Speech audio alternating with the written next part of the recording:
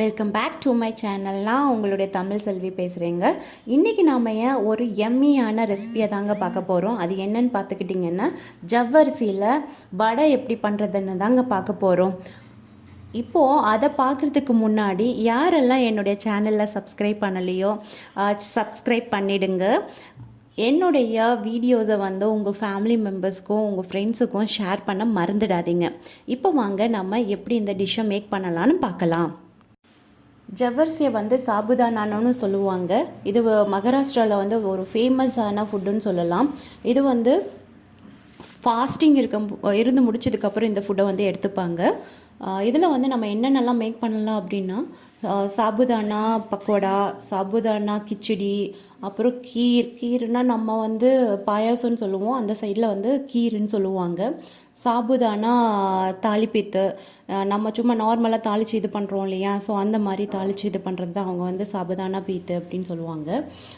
இதில் சாபுதானா லட்டும் பண்ணலாம், மேக் பண்ணலாம். சாபுதானா பாப்படை ஃபேமஸுங்க. நிறையா இப்போ சேல் ஆகிட்டுருக்கு. நீங்கள் மார்க்கெட்ஸ்லாம் பார்த்தீங்கன்னா, சூப்பர் மார்க்கெட்லலாம் பார்த்தீங்கன்னா அது விற்கும்.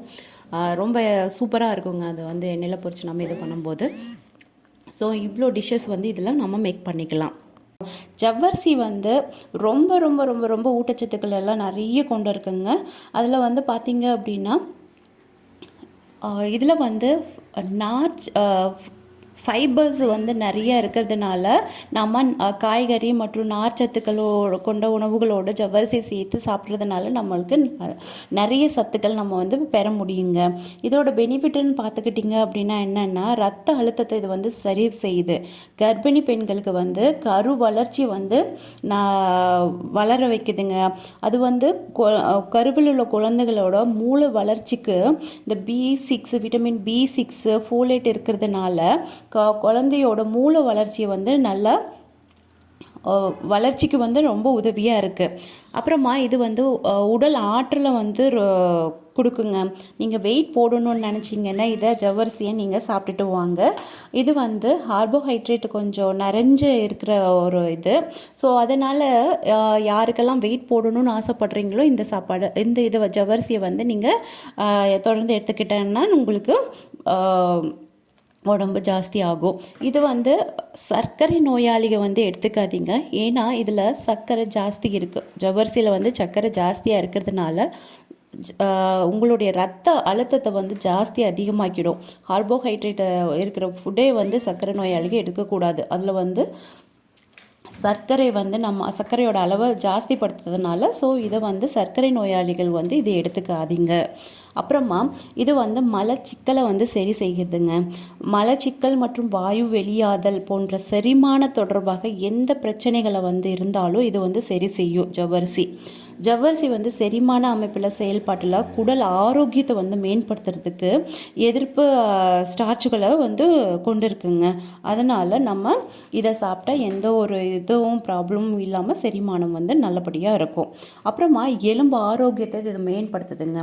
எலும்பு ஆரோக்கியம் அப்படின்னா நம்ம கண்டிப்பாக எலும்பு அப்படின்னு சொன்னாவே நம்மளுக்கு கால்சியம் தேவைப்படுது. இதில் கால்சியம் ஜாஸ்தியாக இருக்கிறதுனால கால்சியம், மேக்னீசியம், அப்புறம் இரும்பு சத்து இதெல்லாமே இருக்கிறதுனால நம்ம எலும்பு தொடர்பான எந்த பிரச்சனைகளாக இருந்தாலும், அப்புறமா மூட்டு வலி மற்றும் ஆஸ்டியோபோரோசிஸ் போன்றவை வராமல் தடுக்கிறது.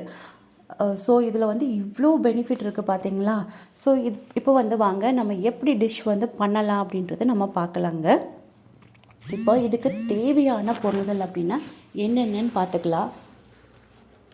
தேவையான பொருளை சொல்கிறதுக்கு முன்னாடி நம்ம என்ன பண்ணணும்னா, ஜவ்வரிசியை நம்மளுக்கு எவ்வளோ பேர் இருக்கீங்க வீட்டுக்கு, எவ்வளோ பண்ணுறீங்க அப்படின்னு பார்த்து எடுத்து வச்சுட்டு அதில் தண்ணி போட்டு கழுவி ஒரு டைம் நல்லா கழுவிட்டு அந்த தண்ணி அந்த ஜவ்வரிசிக்கு மேலே கொஞ்சம் ஜாஸ்தியாக இருக்கிற மாதிரி வச்சு நீங்கள் ஒரு 2 hours கண்டிப்பாக நீங்கள் அதை ஊற வைக்கணுங்க.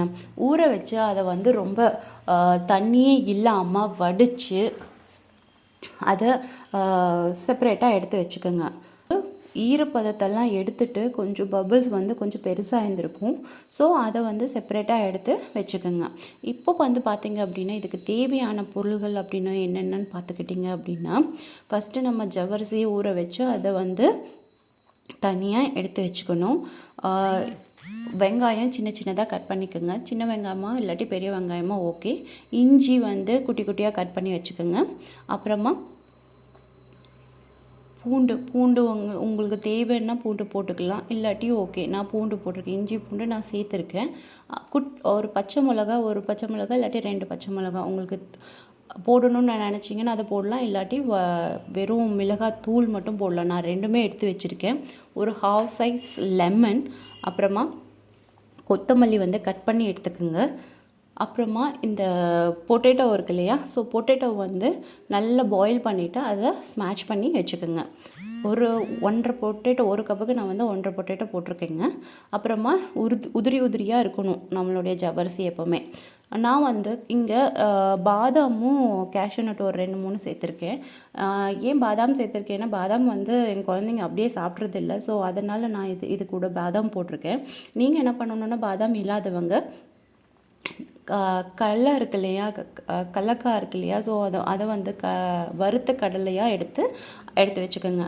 இப்போ வந்து எப்படி மிக்ஸ் பண்ணணும் அப்படின்னு பார்த்தீங்கன்னா,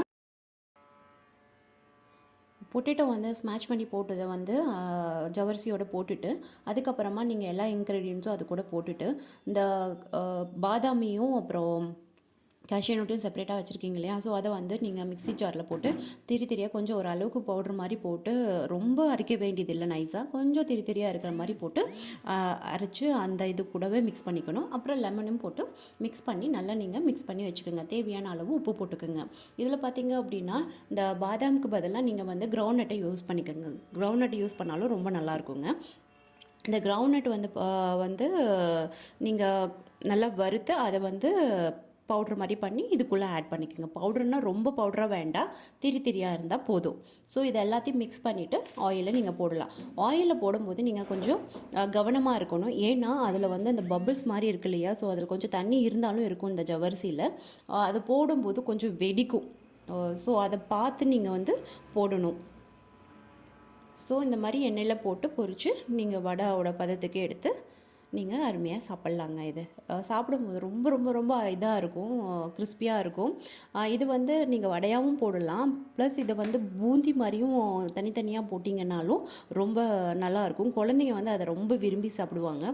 ஏன் குழந்தை வந்து அது வந்து ரொம்ப நல்லா ரசித்து சாப்பிட்டா, அது பூந்தி மாதிரி இருக்கிறதா வேணும் அப்படின்னு சொல்லி கேட்டு சாப்பிட்டா, உங்கள் குழந்தைங்க இருந்தாங்கன்னா நீங்கள் அந்த மாதிரி போட்டும் கொடுக்கலாம்.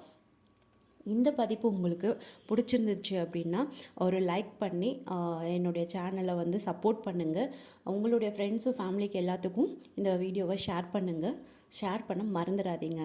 நன்றி நேயர்களே.